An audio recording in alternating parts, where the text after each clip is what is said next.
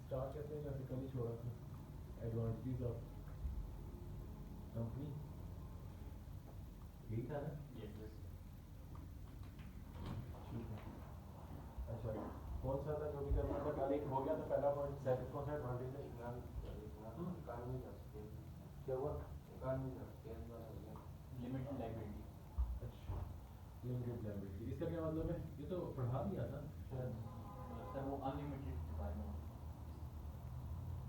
Unlimited, unlimited किसकी होती है लायबिलिटी? सोल बिजनेस की। इसमें लायबिलिटी किसकी लायबिलिटी लिमिटेड होती है?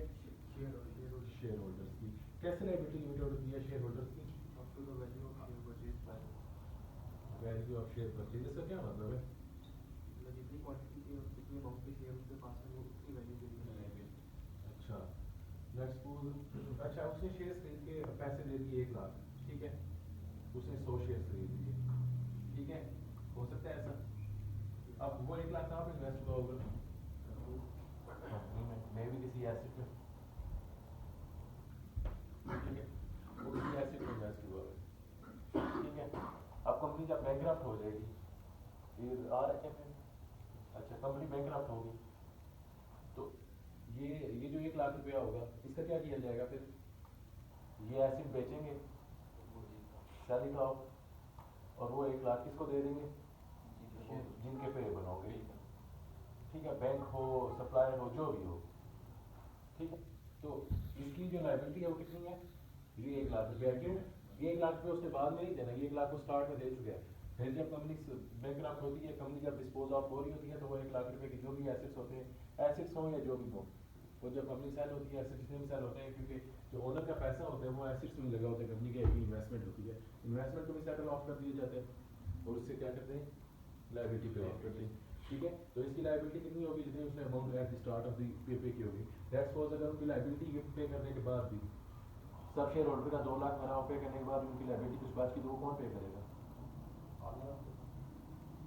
अच्छा, owner of the company, owner of the company की तो लायबिलिटी आप लोग कह रहे हैं कि लिमिटेड है। ओनर ऑफ द कंपनी कौन है? Share holder. आप कह रहे हैं कि ओनर ऑफ द कंपनी की जो लायबिलिटी है वो 1 लाख है, वो लिमिटेड है, वो 1 लाख से ऊपर नहीं हो सकती। आपको the value of share, value of share 1 lakh की है ना, वो जो एडवांस में जो स्टार्ट में जब शेयर लेते हुए उसने दे दिए थे, ठीक है। अब जब 1 लाख रुपया वो दे चुका है, वो 1 लाख रुपया की एसेट बेच के सेटल ऑफ हो रहा है, तो बाकी जो पीछे बच के वो कौन पे करेगा? वो कोई भी पे नहीं करेगा। वो जो एसेट्स हैं, वो 1 लाख के जो जितने के एसेट थे वो हम लाइबिलिटी सेटल ऑफ कर देंगे, और जो बाकी लाइबिलिटी रह जाएगी वो जिसने पेबल दिया था वो इसको बियर करेगा। क्लियर है? कौन पे करता है ये?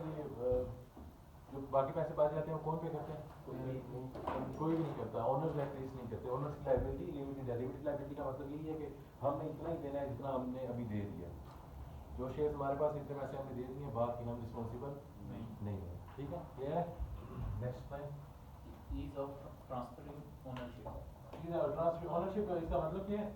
ट्रांसफर ओनरशिप इजी है, ट्रांसफर इसका क्या कैसे इजी होती है? कोई भी शेयर जब खरीदेगा वो आना, मतलब वो कभी भी बेच के किसी और को ट्रांसफर सिंपल, आप ए पर्सन है ना, वो अपने शेयर बी को ट्रांसफर कर सकते हैं। ठीक है, इसके लिए कोई इतनी लीगल रिक्वायरमेंट्स होती हैं, ऑब्वियसली एग्रीमेंट्स होते हैं, ठीक है, लेकिन इसके अलावा कोई इतनी रिस्ट्रिक्शन नहीं है। ठीक है, लेट्स सपोज अगर ए फादर है, ठीक है, वो अपने शेयर्स बी को, जब लेट्स सपोज वो बीमार हो गया या मर गया, जो भी है, ठीक है, तो वो इजीली अपने शेयर्स बी के, उसके उसके जो शेयर्स होंगे वो किसके नाम पे चले जाएंगे? डायरेक्टली वो बी के नाम पे ट्रांसफर हो जाएंगे, और उससे पूछा जाएगा वो जिसको ट्रांसफर करना चाहता है वो उसको ट्रांसफर हो जाएगा। ठीक है, या नेक्स्ट उसके बाद जो भी एक्सेसरी होगा उसका उसको ट्रांसफर हो जाएगा। ठीक है, अच्छा नेक्स्ट कौन सा है? Unlimited life, unlimited life, life unlimited life. अच्छा हाँ, अच्छा सोल प्रोप्राइटर में कंपनी कब तक, कोई भी बिजनेस कब तक रहते हैं? जब तक ओनर रहते हैं। ठीक है, क्यों ओनर के रहने तक क्यों रहते हैं? सिंगल पर्सन, क्योंकि ओनर गया तो पीछे बिजनेस नहीं जा सकता, कोई डायरेक्टर नहीं है, ओनर मैनेज ही है, क्योंकि एक जो सिंगल पर्सन बिजनेस में डायरेक्टर भी वही होता है, जो मैनेज कर रहा होता है, शेयर होल्डर भी वही होता है, और सब कुछ सिंगल मेंबर कंपनी में। ऐसे ही अच्छा कंपनी में क्या होता है? कंपनी में एक शेयर होल्डर गया तो शेयर 10 और पड़े हुए, वो किसी और को, वो ऊपर हम यही तो कह रहे हैं कि उसके शेयर इजीली किसी और को ट्रांसफर हो जाते हैं, उसके शेयर किसी और को ट्रांसफर हो जाएंगे, जो उसकी जगह ओनरशिप थी वो किसी और के हाथ चली जाएगी। कंपनी उसी तरह कंटिन्यू रहेगी। शेयर होल्डर तो कंपनी में होते भी नहीं, डायरेक्टर्स होते हैं, डायरेक्टर्स एक गया तो दूसरा पॉइंट हो जाएगा, ठीक है। कंपनी में कोई असर होगा नहीं होगा। अलबत्ता मैं भी कंपनी की जो डायरेक्टर्स किसी पर्सनल इंडिविजुअल पे जैसे गुडविल की कंपनी पे कोई असर पड़े, क्योंकि जो डायरेक्टर्स होते हैं कि गुडविल का भी कंपनी की सेल्स पे बहुत ज़्यादा असर होता है, ठीक है। मैं भी कोई सेल्स पे असर पड़े लेकिन कंपनी कोई भी बिजनेस बंद नहीं हो सकता, ऐसे ही है, ठीक है। नेक्स्ट कौन सा क्लियर है, ये क्लियर है, ठीक है। नेक्स्ट आप पेपर दे रहे हो, tax next tax deduction. Tax deduction. अच्छा, कंपनी में ना डिफरेंट टाइप्स की कह सकते हैं जो एक्सपेंसेस होते हैं ना, जो भी बिजनेस एक्सपेंसेस करते हैं, एक्सपेंसेस में कौन कौन से एक्सपेंसेस होते हैं?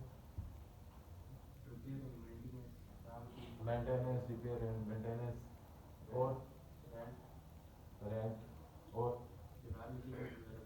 परचेजेस, ठीक है। अब ये जो एक्सपेंसेस हैं ना, इन पे टैक्स डिडक्शन लगाओ है कि आप इन पे टैक्स ना दीजिएगा, या रेट लो होता है, नॉर्मली काम नहीं होता है, नहीं होता ये कि जब हम अपनी इनकम कैलकुलेट कर रहे हैं तो उसमें से इसको लेस कर देते हैं इन सब एक्सपेंसेस को, उसके बाद जो प्रॉफिट बचता है हम उसमें से टैक्स देते हैं, ठीक है। इन एक्सपेंसेस पे टैक्स नहीं होता, तो इस सेंस में ये क्या है, एक टैक्स बेनिफिट कंपनी में मिल जाता है, ठीक है। हालांकि जो पर्सनल इनकम होती है उसमें नहीं, क्योंकि जितनी इनकम है वो सारी बंदे के अपने पर्सनल नाम पे आ जाती है, एज इनकम उसको ट्रीट करते हैं। हाँ, उस पर रेट लो लगता है, लेकिन एज इनकम होती है उस पर टैक्स पे करना पड़ता है सारे पे, क्लियर है। नेक्स्ट क्या है, Ability to attract financing. Financing. Financing के कितने तरीके होते हैं, आप तो ये आना ही चाहिए तो तो डेट फाइनेंसिंग, हाँ, दो डेट और इक्विटी। और इक्विटी, ठीक है। इक्विटी इक्विटी तो आसान है, इसमें कैसे पैसे इशू होते हैं, शेयर इशू करके, शेयर इशू कर देंगे, लोग आएंगे, पब्लिक सब्सक्राइब करेगी और शेयर बिक जाएंगे, लोग जब शेयर खरीदेंगे तो पैसे देंगे, पैसे देंगे तो जो फाइनेंशियल इश्यूज है वो रिमूव हो जाएंगे। डेट में कैसे इजी है इसके लिए, डिबेंचर्स वगैरह। डिवेंचर्स वगैरह, डिवेंचर्स लोग आके परचेज करेंगे, आपको पैसे दे देंगे, ठीक है। उसके बाद बैंक लोन्स, लोन नोट्स,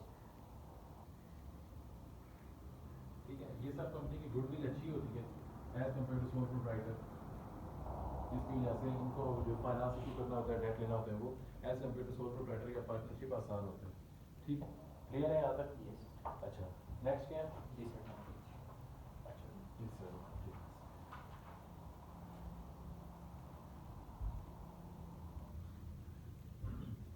मैं पहला disadvantage Double taxation of profits. Double taxation, अच्छा ठीक है। प्रॉफिट आ गया साल का, कितना आया, 1 लाख आ गया, ठीक है। इस 1 लाख पे टैक्स देने, टैक्स देंगे 10,000 टैक्स दे दीजिए, पीछे कितना बचा। अब इस 90,000 को क्या करना है, कुछ डिवाइड कर देंगे, कुछ रिटेन कर देंगे। 30,000 रिटेन कर लिया, पीछे कितना बचा, 60,000। 60,000। अब इस 60,000 को क्या करना है, डिवाइड शेयर डिविडेंड क्या करना है इसको, शेयर शेयर होल्डर को देना है in the form of dividend. Share holder को जब पैसे देते हैं उसे डिविडेंड कहते हैं, ठीक है। शेयर होल्डर को दे दिया डिविडेंड, 10 शेयर होल्डर थे, 6,000 सबको आ गए, ठीक है। अब जो शेयर होल्डर को 6,000 डिविडेंड मिला है, शेयर होल्डर की ये क्या है इनकम, उसमें उसने क्या करना है, पर्सनल इनकम है, उसमें उसने दोबारा क्या देना है, टैक्स देना है। हालांकि ये अमाउंट इसकी 1 लाख से निकली है और इस 1 लाख के लिए 10,000 टैक्स ऑलरेडी दे चुके, लेकिन ये दोबारा यहाँ पे टैक्स दे रहा है, ठीक है। क्लियर है, कोई इशू इसमें, क्लियर है साहब। नेक्स्ट कौन सा है, cost and complexity of permission. Complexities of formation, मतलब इसको अगर गवर्नमेंट रूल्स रेगुलेशन वाला अगर फॉर्म करने के लिए बहुत खर्चे वगैरह और कॉम्प्लेक्स बनाने के लिए फॉर्मेशन, ठीक है। इनकी क्यों मुश्किल है इसके लिए, कंपनी बनाना, गवर्नमेंट रेगुलेशन भी बहुत ज़्यादा बहुत रिस्ट्रिक्शंस बहुत ज़्यादा हैं गवर्नमेंट की।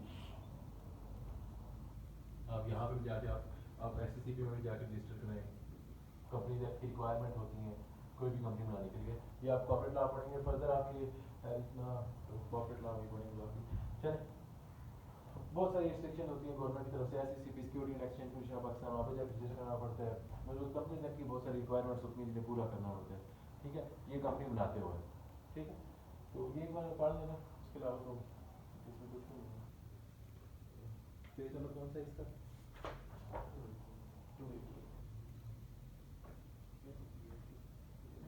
28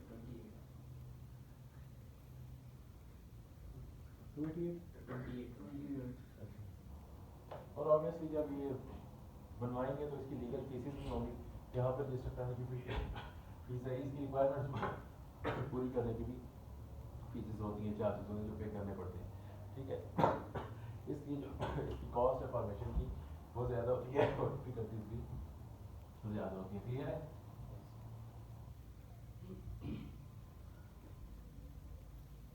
ठंड लगी हुई है। चलो नेक्स्ट बताओ। एक रहता तो है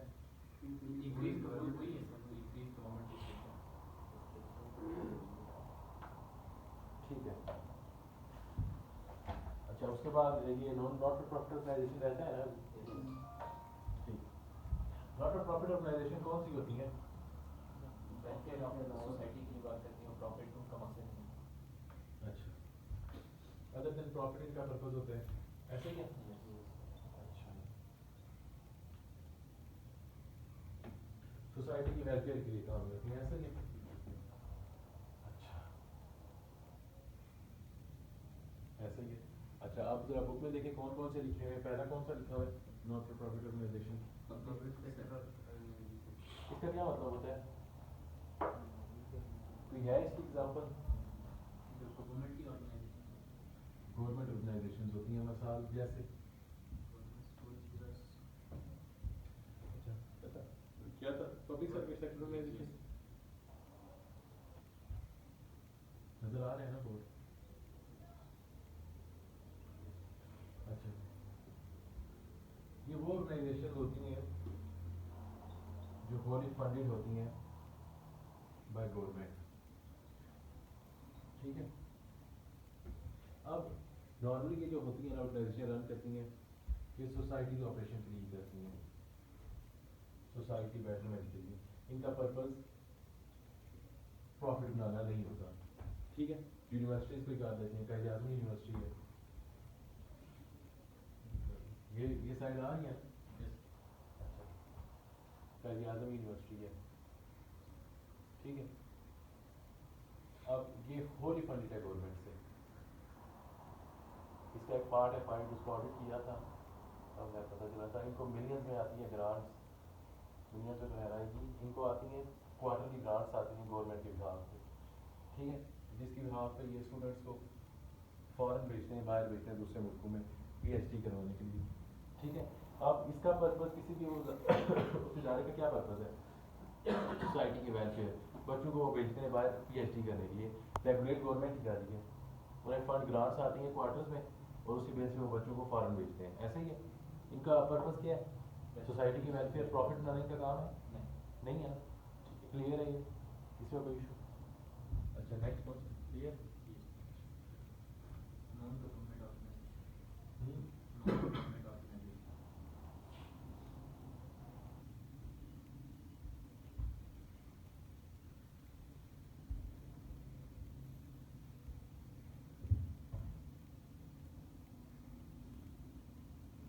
नॉन गवर्नमेंट ऑर्गेनाइजेशन, अच्छा, पर्पस इनका भी यही होता है, क्या पर्पस था गवर्नमेंट ऑर्गेनाइजेशन का? सोसाइटी की वेलफेयर, पर्पस इनका भी यही होता है, उसमें और इसमें क्या फ़र्क है? उनको फंड कहाँ से आते थे? ठीक है, फंड्स बाय गवर्नमेंट उनको आते थे, ठीक है, कौन सी गवर्नमेंट ऑर्गेनाइजेशन जो, ठीक है, इनको फंड्स कहाँ से आएंगे? पब्लिक से, जैसे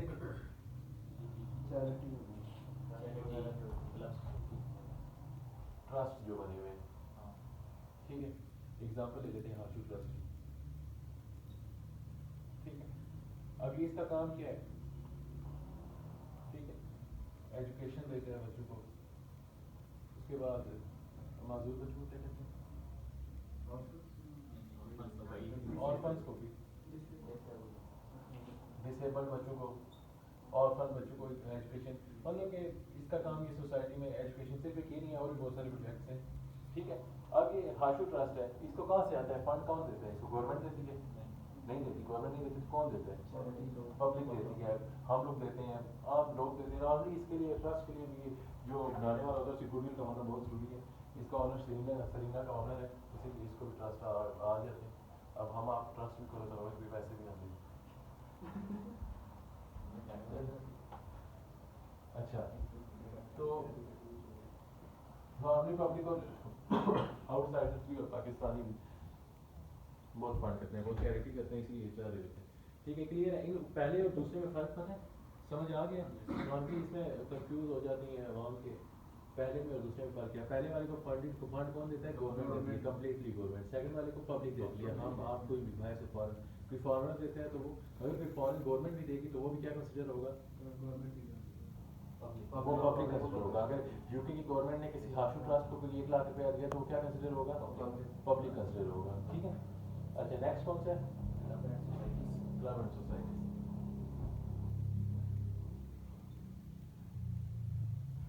ठीक है। अच्छा, क्लब, इस्लामाबाद क्लब का नाम सुना है?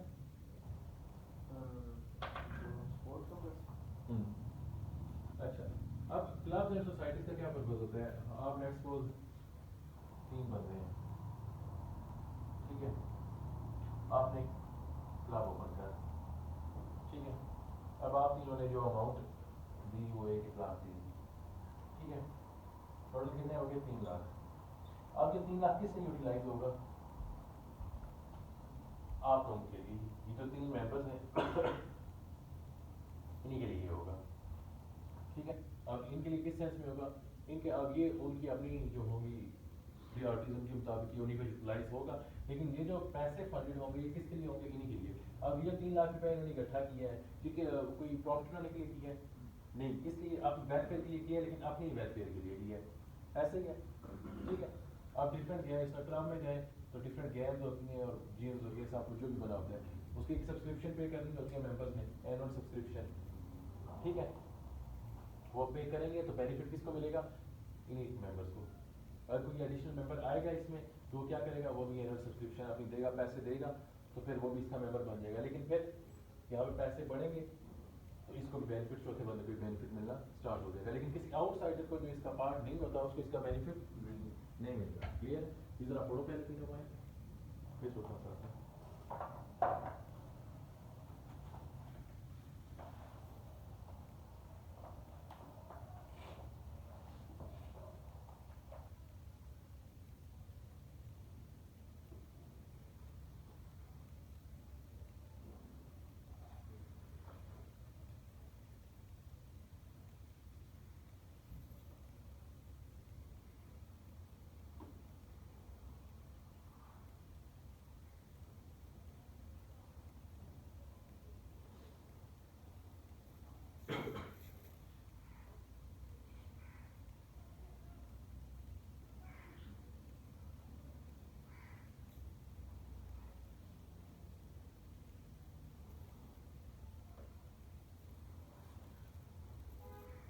आई कैप क्या है?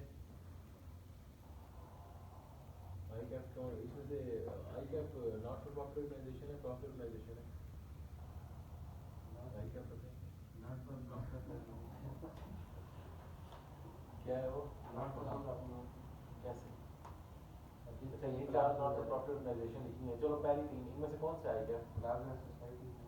अच्छा, कैसे? और ये भी है ना सब्सक्रिप्शन लेते हैं बच्चे को।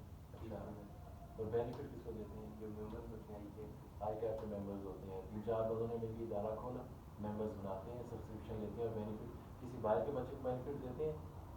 नहीं देते, सिर्फ और सिर्फ आप लोगों को देते हैं या जो उसकी सब्सक्रिप्शन पे करते हैं। किसी नए बंदे ने अगर उसको उसकी बेनिफिट से नहीं तो क्या करना पड़ता है? रजिस्टर करना पड़ता है, सब्सक्रिप्शन पे करनी पड़ती है, ऐसा ही है कोई और बंदे डिग्री खोल सकते हैं या एक की तरह यार। ये आई कैप भी बेसिकली किसी एक इंडिविजुअल बंदे ने खोला था या 2-3 बंदों ने मेंबर्स ने मिलकर एक बना लिया था, ठीक है।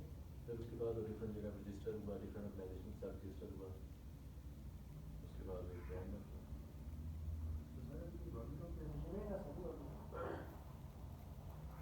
यार ये बस इसका था मुझे भी सही नहीं पता आई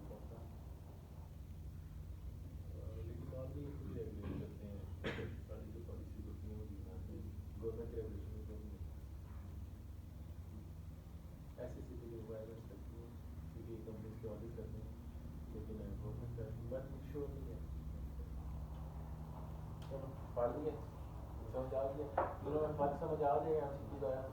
ठीक है, अब लास्ट कौन सा है?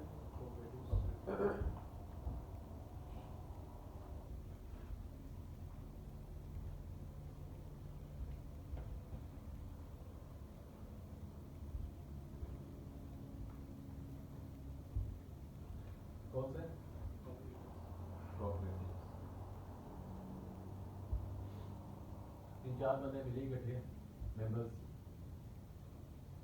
ठीक है, उनका अच्छा पहले जब तीन चार मेंबर्स इकट्ठे हुए थे, उन्होंने पैसे इकट्ठे किए थे, उनका क्या पर्पस था? अच्छा, खिलाफत सोसाइटी में पब्लिक वेलफेयर तो नहीं थी, सिर्फ और सिर्फ अपनी वेलफेयर थी, ऐसा ही है। वो जो भी पैसे इकट्ठे होते थे अपने ऊपर लगा देते, ऐसा ही। अब यहाँ भी इन तीन चार बंदों ने पैसे इकट्ठे किए और इनका पर्पस क्या है? Social welfare. लाइक पहले तो ये था ना कि उन्होंने इकट्ठे किए और जो पैसे आए वो उन्होंने किस पे लगाने हैं? खुद पे लगाने। सब्सक्रिप्शन लेनी है तो वो भी किस पे लगानी है? खुद पे लगानी है। यहाँ पे क्या है? यहाँ पे ये जो भी पैसे इकट्ठे होंगे वो किस पे लगाएंगे? खुद ही देंगे, ठीक, लेकिन लगाएंगे किस पे? सोशल वेलफेयर पे, ठीक है। अच्छा, अब पहले वाले में क्या था? पहले वाले में पैसे सारे कौन दे रहा था? गवर्नमेंट। दूसरे वाले में पब्लिक दे रही थी। तीसरे वाले में क्या था? मेंबर पैसे देते थे और वो अपने आप पे लगाते थे। चौथे में पैसे वही लोग देते हैं, ठीक है, लेकिन उनका पर्पस क्या होता है? पर्पस सोशल वेलफेयर होता है, कोई एजुकेशन किसी को दे दी या जो भी, ठीक है, क्लियर है। ये लास्ट वाला पढ़े।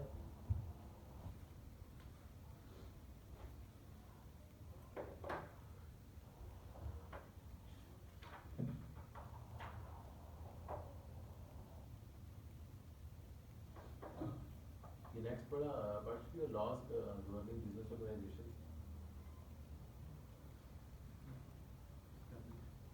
इस बुक में भी लिखा है, ये जो न्यू बुक है इनमें नहीं है। मुझे भी लगा कि ये नहीं यार, ये 24 की है,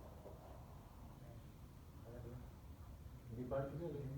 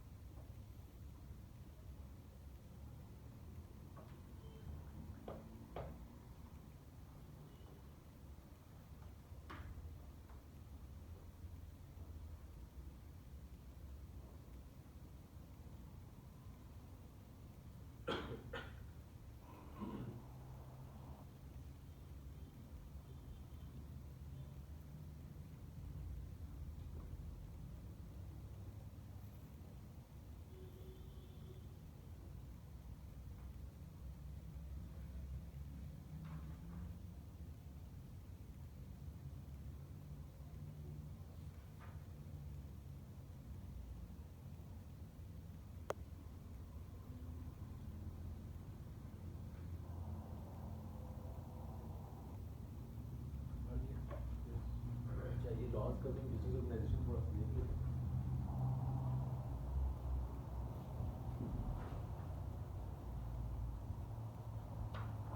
जैसे आपको साफ किया, मैं कंप्यूटर में सबसे पहले कंपनी को देखते हैं, ठीक है। कंपनी रजिस्टर होती है किसके मुताबिक? Company company act. कौन से कंपनी एक्ट के मुताबिक? Company act 2017। ये पढ़ा है नहीं आप लोग ने पहले? ठीक है। अच्छा, और कहाँ पे रजिस्टर होती है? SCCP। SCCP क्या होता है? Security and exchange exchange. Commission of Pakistan. अच्छा, security and exchange commission of Pakistan जब रजिस्टर होगी तो इसका क्या काम होगा? रजिस्टर होगी इसका काम, स्टॉक एक्सचेंज में तो शेयर ट्रेड हो रहे होते हैं ना, इसका काम है राइट्स ऑफ शेयर होल्डर्स को प्रोटेक्ट करना। कैसे? ठीक है, आपने पैसा इन्वेस्ट किया, ठीक है, आपने क्यों किया? क्योंकि वो कंपनी है, ठीक है। अब कंपनी वो क्यों बनी? क्योंकि SCCP ने उसे लाइसेंस दिया है तो कंपनी वो ऑपरेट कर सकती है, ठीक है। अब ये SCCP की रिस्पॉन्सिबिलिटी बनती है कि जिस बंदे ने इन्वेस्ट किया उसकी राइट की हिफाजत करे। अब वो कैसे करती है? अब जो हम ऑडिट करते हैं वो क्यों करते हैं? क्योंकि ये SCCP की रिक्वायरमेंट है कि जितनी भी कंपनी रजिस्टर हुई है हमारे साथ, तो हर साल अपना ऑडिट करवाएं, एनुअल ऑडिट करवाएं, ठीक है। वो क्यों होता है ऑडिट? इसलिए कि SCCP कहते हैं अब जैसे कोई कंपनी है, प्राइवेट कंपनी, कोई भी कंपनी है, उसके लिए एक रिक्वायरमेंट होती है कि उसने एम्प्लॉयज़ के लिए प्रोविडेंट फंड, ईओपीआई और अदर जो बेनिफिट्स हैं वो मेंटेन करने हैं, ठीक है। अब जो कंपनी ये नहीं करती उसकी रिपोर्ट मॉडिफाई हो जाती है, ठीक है। अब एसएससीबी क्या कर रहे हैं, हम ऑडिट करते हैं, हम देखते हैं ईओपीआई प्रोविडेंट फंड मेंटेन हो रहा है नहीं हो रहा, उसकी रिपोर्ट मॉडिफाई कर देते हैं, वो रिपोर्ट चली जाती है एसएससीबी के पास, ठीक है। अब एसएससीबी क्या कर रहा है ऑडिट करवा के, जो शेयर होल्डर्स हैं उनके राइट्स को प्रोटेक्ट कर रहे हैं, ठीक है, क्लियर है। ये एक बार पढ़ो जरा यहाँ से, इससे ऐसा कुछ खास है नहीं, ये पढ़े ये जो कंपनी लॉ लिखी है पैराग्राफ,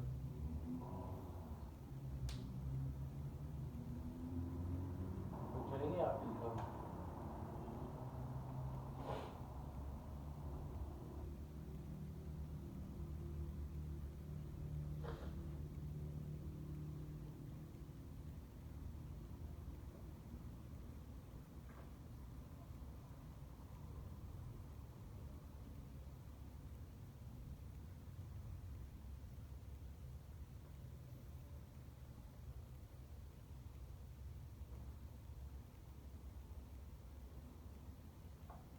रिकॉर्डिंग चल रही है,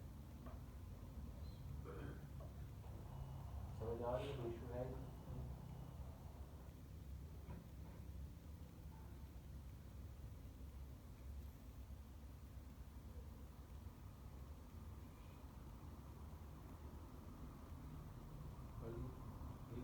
कोई इशू है इसमें? ये जो दो तीन पैराग्राफ लिखे हुए किसी को शाजिद शाजिद नाम है, शाजिद नाम, क्या नाम है आपका? अब्दुल्ला। शाजिद बताइए।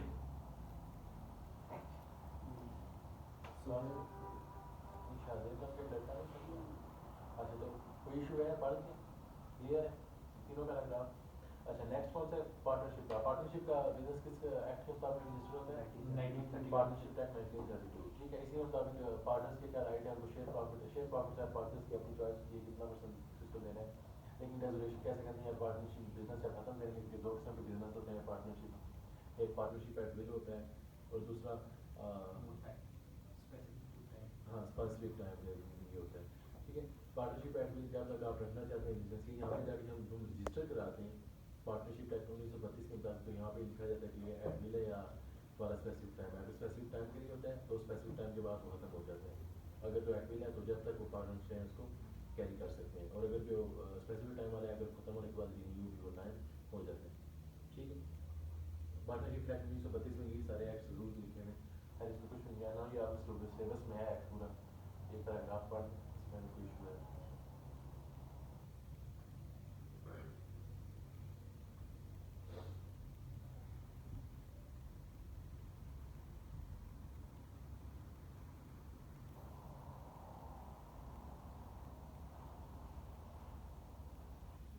ये जो लिमिटेड लाइबिलिटी पार्टनरशिप होती है वो भी इसी में कराती है। उसके लिए पार्टनरशिप बिजनेस है ना, वो सब पार्टनरशिप लॉ में आते हैं, पार्टनरशिप एक्ट 1932 में आते हैं।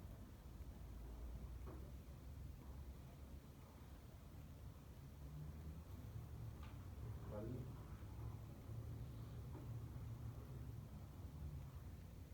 अच्छा चैप्टर में आपकी यानी कि एग्जैक्टली नहीं कवर पूरा क्लियर है, क्लियर भी है, आता भी है, ठीक है। फर्दर कोई बात पूछनी है तो व्हाट्सएप पूछ लीजिएगा, अभी हम यूज़ करते हैं इसको, ठीक कौन सा करवाएंगे सर, वो बात है मैं अपनी तरफ से स्टार्ट करूँ। मेरा एक क्वेश्चन है वैसे, ये जो सिंगल पर्सन कंपनी होती है तो उसमें लाइबिलिटी फिर अनलिमिटेड होगी या लिमिटेड होगी? अनलिमिटेड हो, वो कैसे होगी फिर? शेयर्स तो मतलब कंपनी का ऑनर मतलब सिंगल बंदा ही है, तो कैसे सिंगल बंदा है इसीलिए तो उसकी जो लाइबिलिटी है वो अनलिमिटेड है, अनलिमिटेड होगी या लिमिटेड होगी? अनलिमिटेड होगा। अच्छा अनलिमिटेड और लिमिटेड, अनलिमिटेड कौन सी होती है? जिसमें उसका पर्सनल भी हुआ, पर्सनल एसेट्स भी इन्वॉल्व हो, और लिमिटेड कौन सी होती है? जिसमें सब कंपनी की चीज़ें जो वैल्यू ऑफ शेयर जितने आपने एडवांस में पे कर दिए उतने चाहिए, वैसे तो कंपनी लिमिटेड होगी ना। कंपनी लिमिटेड होती है, पार्टनरशिप और जो होता है सिंगल मेंबर सोल प्रोप्राइटर वो अनलिमिटेड, ठीक क्लियर, ठीक है। चलिए पहला मल्टीपल चॉइस पढ़ें, बेस्ट है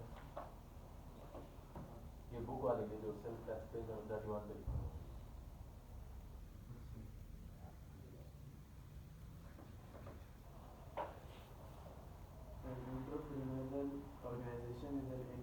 that is managed by its entrepreneurial owner. Which one of the following can be feature of an entrepreneurial organization? Options could be. हाँ और The board of directors take all the main decisions and does not delegate decision making to anyone else. There is a formal management structure.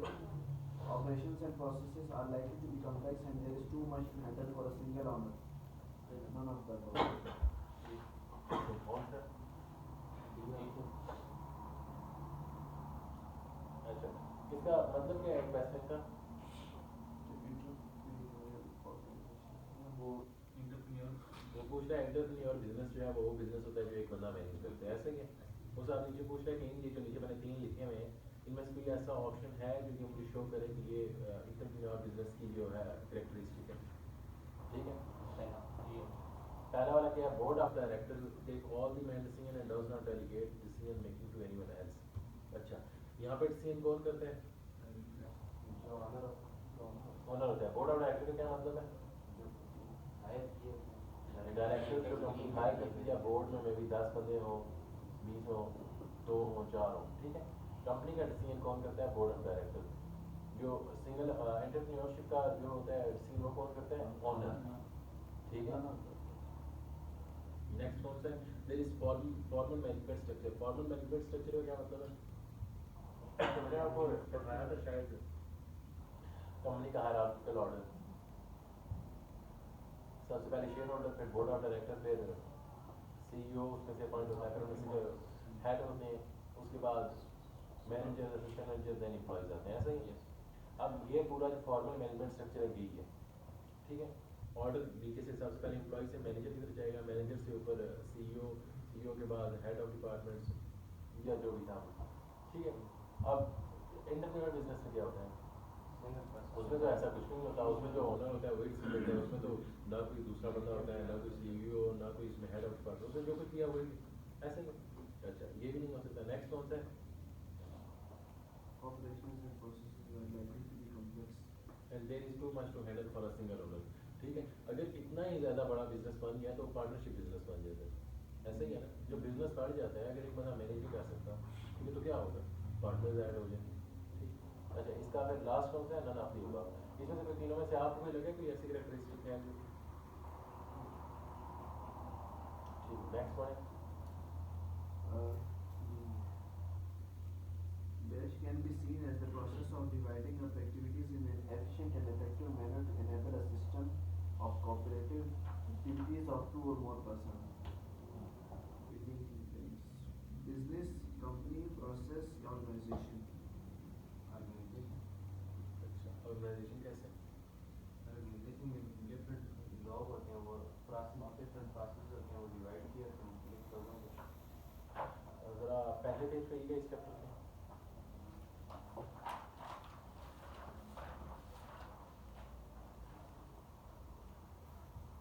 यहाँ पे नहीं देखना organisation की definition लिखी हुई है हाँ ये पहले पेज पे ऑर्गेनाइजेशन ऑफ बिजनेस उसमें देखें ये डेफिनेशन की लिखी हुई है Which is the a tool to arrange individual or combined resources for a particular purpose in an efficient and effective manner. ठीक है अच्छा ये क्या लिखा है बिजनेस के टूल्स को इफेक्टिव एंड एफिशिएंट मैनर में मैनेज करना ठीक है इसलिए मैं कहता हूँ स्टडी टैक्स लाजमी रीड किया जाए ठीक है मेरा वैसे एक छोटा सा क्वेश्चन है हाँ कि कंपनी और ऑर्गेनाइजेशन में क्या फ़र्क है? अच्छा सिंगल मेंबर कंपनी है वो भी एक ऑर्गेनाइजेशन है ठीक है 2 मेंबर कंपनी है पार्टनरशिप वो भी एक ऑर्गेनाइजेशन है कंपनी है वो भी एक ऑर्गेनाइजेशन है ठीक है हर बिजनेस ऑर्गेनाइजेशन है ठीक है कोई भी ठीक है कोई भी बिजनेस है सोल लेकिन ऑपरेटर के अलावा सोल प्रोप्राइटर भी ऑर्गेनाइजेशन है वो भी ऑर्गेनाइजेशन है ठीक है तो इसमें हम ऑप्शन फिर कंपनी भी नहीं कर सकते ये वो आपसे बेसिकली ऑर्गेनाइजेशन की डेफिनेशन पूछ रहा अच्छा अच्छा सही है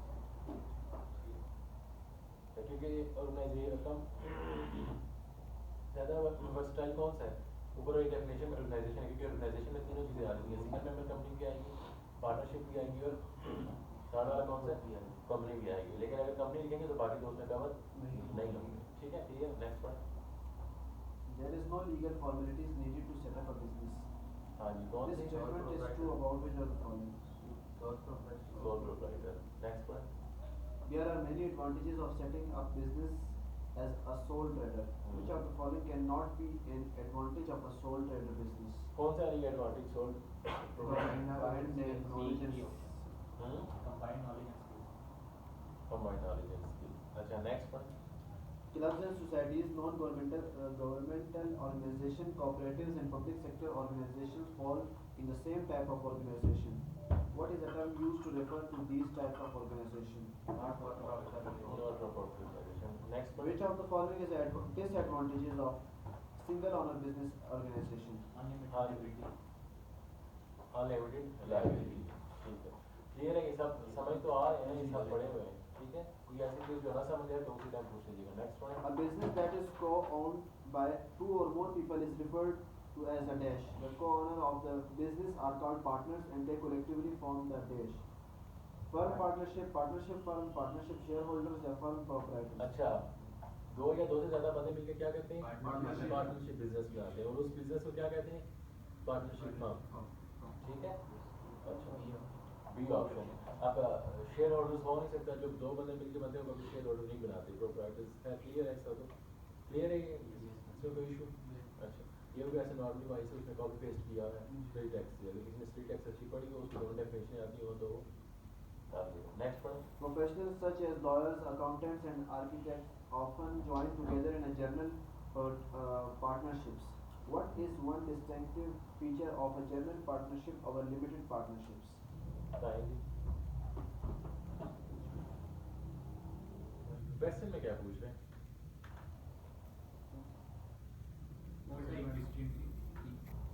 टीचर है जनरल पार्टनरशिप वो का होगा. वो कह रहा है 3 लॉयर मिलके उन्होंने एक फर्म बना लिया, 3 अकाउंटेंट मिलके उन्होंने एक फर्म बना लिया. ठीक है, उन्होंने एक जनरल पार्टनरशिप फर्म बना लिया. लिमिटेड पार्टनरशिप फर्म होती है जिसमें लायबिलिटी लिमिटेड होती है. ऐसे ही एक जनरल होती है जिसमें लिमिटेड लायबिलिटी अनलिमिटेड होती है. वो कहते हैं कि एक उन्होंने जनरल जो पार्टनरशिप फर्म बनाई है उससे क्या डिफरेंस है दूसरी लिमिटेड फर्म से? डी हो गया. बी और सी ऑप्शन. सर 3 एमसीक्यूज करवाओ फिर. हाँ जी. कौन सा है इसका? सी. सी कौन सा? All partners in a general partnership have unlimited unlimited liability. Limited partnership से अगर डिफरेंस हम करें तो इसमें क्या स्पेसिफिक कैरेक्टरिस्टिक है? इसमें अनलिमिटेड. इसमें लायबिलिटी पार्टनर्स की अनलिमिटेड होगी. लिमिटेड में क्या होती है? Limited. लायबिलिटी लिमिटेड होती है पार्टनर्स की. क्लियर है? अच्छा, next The point. stockholders elect a dash to govern and handle the overall management of the corporation. Business कौन मैनेज करता है? कंपनी. Board of directors. पहले ये किसकी बात होगी? कंपनी की या शेयर होल्डर की? सोल प्रोप्राइटर की. कंपनी कैसे पता चल रहा है? सारा होल्डर की बात है. Stockholders की बात हो रही है. स्टेक होल्डर को सोल प्रोप्राइटर में भी होता है. स्टेक होल्डर कौन? Stock holder. नॉर्मली आगे कॉर्पोरेशन लिखा है. कॉर्पोरेशन किसे कहते हैं? कंपनी को.